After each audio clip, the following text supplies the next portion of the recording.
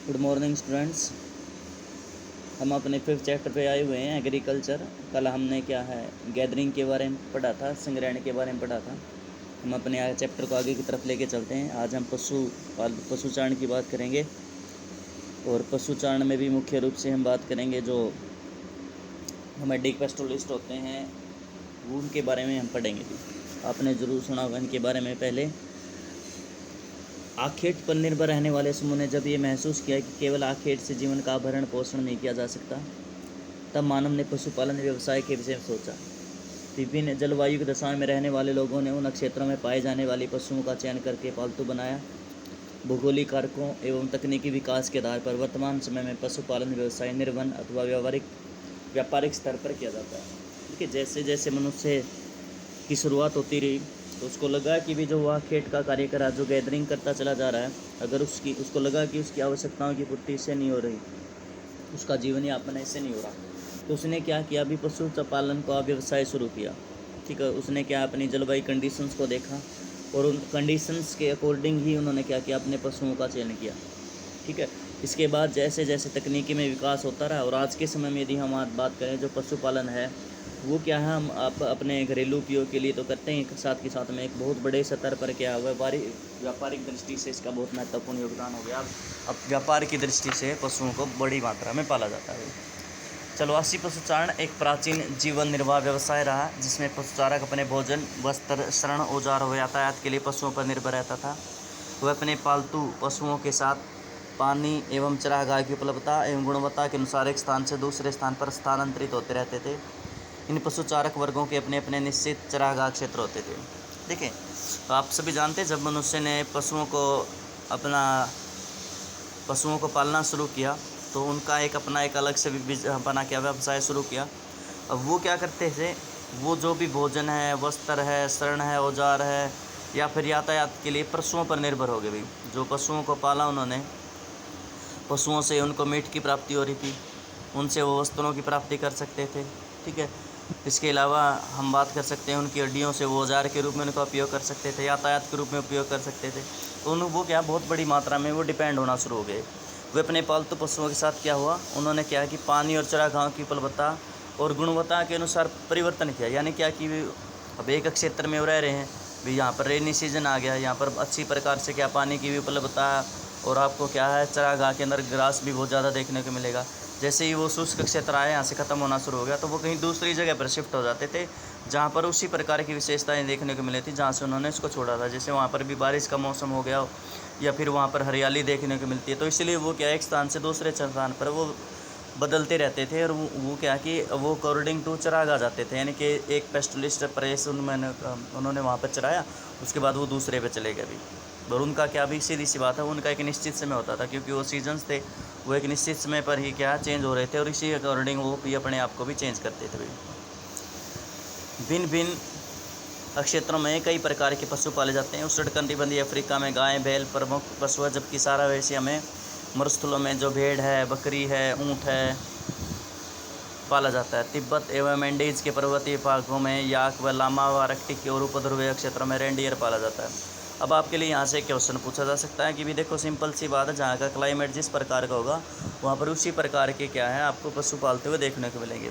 ठीक है, अब सिंपल सी बात है, यहाँ पर ग्रीष्म ये हमारा गर्म क्षेत्र देखने को मिलेगा। यहाँ पर गायें और बैल जो आपके प्रमुख पशु हैं। इसके अलावा आप थोड़ा सा दूसरी तरफ चले जाएँ, दोबारा से फिर वही बात बताएगी, सारा एशिया की बात की गई, गर्म क्षेत्रों में भेड़, बकरी और ऊँट। तो डेजर्ट का पोर्शन है, हमारा हॉट डेजर्ट है, यस। तो इसमें क्या है आपको क्या ये ऊँट वगैरह है, भेड़ वगैरह है, ये आपको ज़्यादा मात्रा में देखने को मिलेंगे, क्योंकि ऊँट है क्या सभी को पता है काफ़ी लंबे समय से क्या है पानी को स्टोर करके रख सकता है। जैसे भेड़ें होती हैं वो क्या है कंटीली झाड़ियाँ खाती हैं, जो डेजर्ट के अंदर बहुत बड़ी मात्रा में उत्पन्न होती हैं। इसके अलावा जो तिब्बत है या फिर एंडीज़ है, वहाँ पर जो कोल्ड आपको देखने को मिल रहा है, वहाँ का याक सबसे प्रमुख और लामा है। और वही फिर दोबारा से आर्कटिक और उपध्रुवीय क्षेत्रों के अंदर चले जाएँ, ये रेंडियर पाला जाता है। इसको मार्क कर लेना भाई, रेंडियर वाले क्वेश्चन को ये प्रश्न पूछा जा सकता है भी, आर्कटिक और उपध्रुवीय क्षेत्र में कौन से जीव को स्पेशल तौर पर पाला जाता है, भी रेंडियर को।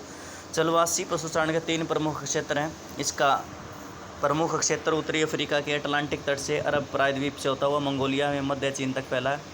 दूसरा क्षेत्र यूरोप तथा एशिया के टुंड्रा प्रदेशों में जबकि तीसरा क्षेत्र दक्षिणी गोलार्ध में दक्षिणी पश्चिमी अफ्रीका एवं मेडागास्कर द्वीप पर देखने को मिलेगा।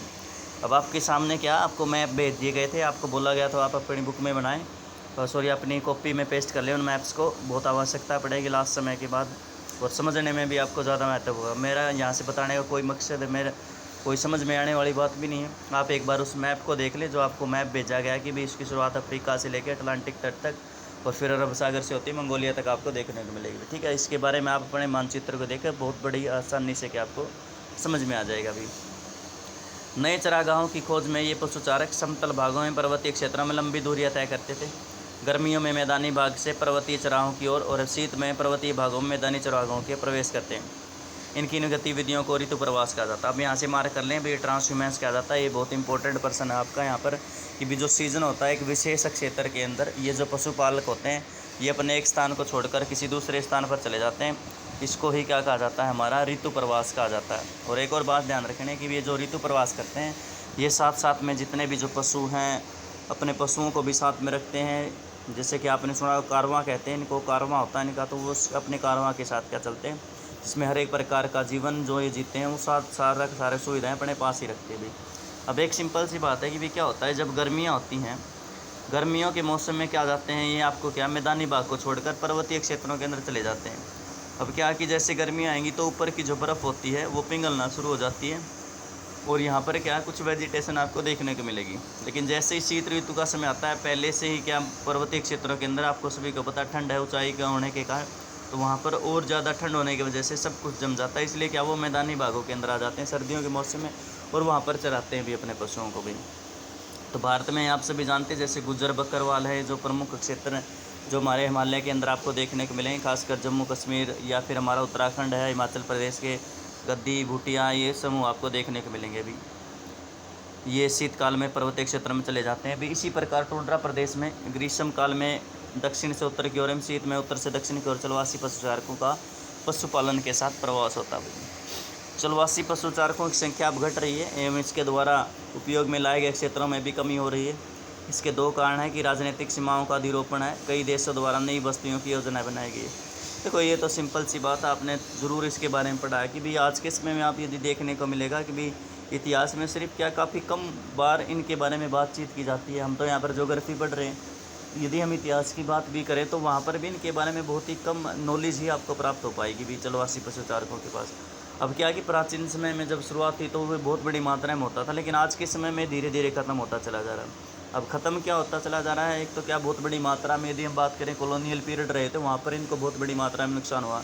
जिस प्रकार से जो बाड़ाबंदी शुरू की गई भी, जो मैंने खेतों को क्या कवर करना शुरू कर दिया, तो अभी ये क्या है कि भी अभी इन्होंने सीमित कर दिया आना। हमारे यहाँ पर भी मैंने शायद आपसे कभी बात की होती इसके बारे में कि हमारे यहाँ पर हरियाणा में जो राजस्थान की तरफ से आते थे तो उनका स्वागत किया जाता था, क्योंकि वो क्या है खाद के रूप में क्या है उस सुविधा मुहैया करवाते थे। जैसे कि जो पशु होते थे वो खेतों में आते थे, खेतों में क्या वो गोबर वगैरह करते थे, मूत्र वगैरह करते थे, तो वहीं पर वो खाद के रूप में उनके काम आता था। लेकिन आज के समय में हमने बाड़ाबंदी कर दी गई, तो यहाँ पर जो संख्या थी वो पहले आ रही थी वो पशुपालक की, अब वो कम आती हुई देखने को मिल रही है। तो हमने बाड़ाबंदी की है और सबसे बड़ा जो लॉस हुआ है कॉलोनियल पीरियड के अंदर आज की उन्होंने टैक्स कलेक्ट करने के लिए क्या ज़मीन को ज़्यादा से ज़्यादा जो पशुचारक क्षेत्र थे या फिर हमारे जो है ये चरवाह थे, चरागाह थे, सारे के सारे उन्होंने क्या कर दिए कृषि लैंड में उन्होंने कन्वर्ट कर दिए थे भी। कुछ और कारण है कि भी जिस प्रकार से इन्होंने जो दो कारण बताएं कि राजनीतिक सीमाओं का अधिरोपण हुआ, यानी कि सिंपल सी बात है कि पहले क्या था बहुत बड़ी मात्रा में एक क्षेत्र किसी एक ही एशिया के अंदर आता था, लेकिन उस देश के क्या टुकड़े होने की वजह से उसके दो भाग हो गए। इसकी वजह से क्या वो ट्रैवल नहीं कर पा रहे दूसरी जगह पे। ठीक है, भारत और पाकिस्तान का एग्जाम्पल भी इसमें आप रख सकते हैं भाई। कई देशों द्वारा नई बस्तियों की योजना बनाना, और कई देशों ने अपनी नई बस्तियों की योजना बनाई, जिसमें सिंपल सी बात है मैं आपको पहले ही बता चुका कि एरिया था उसको अपने अंडर में ले लिया गया, जहाँ पर वो चरागाह था उस चरागाह को ही ख़त्म कर दिया गया। इसके बाद यदि हम बात करें वाणिज्यिक पशुधन पालन की, चलवासी पशुचारण की अपेक्षा वाणिज्यिक पशुधन पालन अधिक व्यवस्थित एवं पूंजी प्रदान है। वाणिज्यिक पशुधन पालन पश्चिमी संस्कृति से प्रभावित और हमारे फार्म भी स्थायी होते हैं। ये फार्म विशाल क्षेत्र पर फैले होते हैं। संपूर्ण क्षेत्र को छोटी छोटी इकाइयों में विभाजित कर दिया जाता है। चराई को नियंत्रित करने के लिए उन्हें बाड़ लगाकर एक दूसरे से अलग कर दिया जाता है। जब चराई के कारण एक छोटे क्षेत्र की घास समाप्त हो जाती है तो पशुओं को दूसरे छोटे क्षेत्र में ले जाया जाता है। वाणिज्यिक पशुधन पालन में पशुओं की संख्या भी चरागाहों की वहन क्षमता के अनुसार ही रखी जाती है। जो आज के समय में आपको देखने को मिला है जो वाणिज्यिक स्तर पर, यानी कि वो क्या है, उनका व्यवसाय है मुख्य तौर पर बिजनेस की भांति कर रहे हैं। और वो क्या है कि बहुत बड़े बड़े फार्म हाउस होते हैं। एक फार्म के अंदर वो अपने क्या है कि भी अपने पशुओं को रखते हैं, एक विशेष प्रकार की नस्लें होंगी उनके ऊपर, वो क्या है स्पेशल क्या खर्चा करेंगे भी स्पेशल तरीके से। इसके अलावा जो क्षेत्र होगा आसपास का, उनको छोटे छोटे मतलब टुकड़ों में बांट दिया जाएगा। जैसे कि भी कोई भी ये इलाका है, इसके वो टुकड़े कर दिए जाएंगे अलग अलग से। अब क्या करेंगे, वो एक क्षेत्र विशेष में क्या है एक समय के लिए, कुछ समय के लिए वहाँ पर ग्रास को क्या है चराएंगे उन पशुओं को। जैसे वो ग्रास थोड़ा सा छोटा हो जाएगा, उसको छोड़ देंगे वो कुछ समय के लिए, फिर उसके बाद आगे चले जाएंगे, दूसरे क्षेत्र के अंदर लेके चले जाएंगे। तब तक क्या है कि भी वो अगले अगले में लेके जाते चले जाएंगे इसी प्रकार से। तो जब सबसे पहले जो उन्होंने शुरुआत की थी, तो वहाँ पर वो दोबारा से क्या उत्पन्न हो चुका होगा वहाँ पर ग्रास। तो इस प्रकार से क्या है कि भी होगा क्या है कि भी उसको ख़त्म होने से भी रोकते हैं। और ये क्या सुविधा, और ये ऐसा भी नहीं है कि वो बहुत बड़ी मात्रा में क्या है कि भी पशुओं को रखते हैं। जो ग्रास है जो उनके पास, वो जो लैंड होगी उस लैंड के अकॉर्डिंग ही वो क्या अपने पशुओं की संख्या रखेंगे, जिससे क्या है कि भी जो ग्रास है वो ख़त्म होने पाए और जल्दी से जल्दी क्या वो बड़ा होता रहे और दोबारा से उसको उपयोग में लाया जा सके भी। उसके बाद है यह एक विशिष्ट गतिविधि है जिसमें केवल एक ही प्रकार के पशु पाले जाते हैं। प्रमुख पशु में भेड़, बकरी, गाय, बैल और घोड़े हैं। इसमें प्राप्त मांस, खालें और ऊन को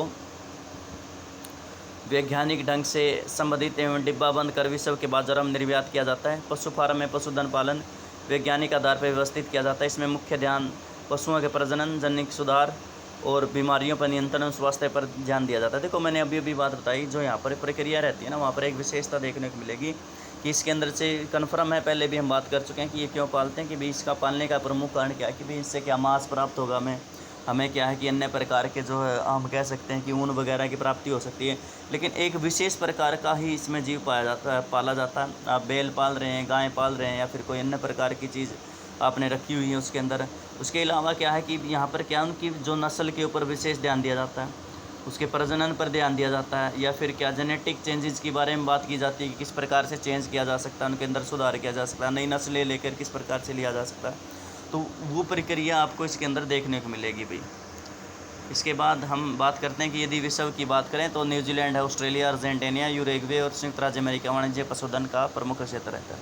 तो इसमें से देखो न्यूजीलैंड और ऑस्ट्रेलिया है, ये जो दो प्रमुख बहुत महत्वपूर्ण क्षेत्र रहते हैं। इसके अलावा जो संयुक्त राज्य अमेरिका का क्षेत्र है वो भी क्या है इस मामले में बहुत ज़्यादा एडवांस है। यहाँ पर इसी प्रकार के जो फार्म हाउस आपको देखने को मिलेंगे और वो इसी प्रकार से कृषि करते रहे। कृषि की बात नहीं करेंगे, वो वाणिज्यिक पशुधन या पालन किया वो प्रक्रिया रखेंगे।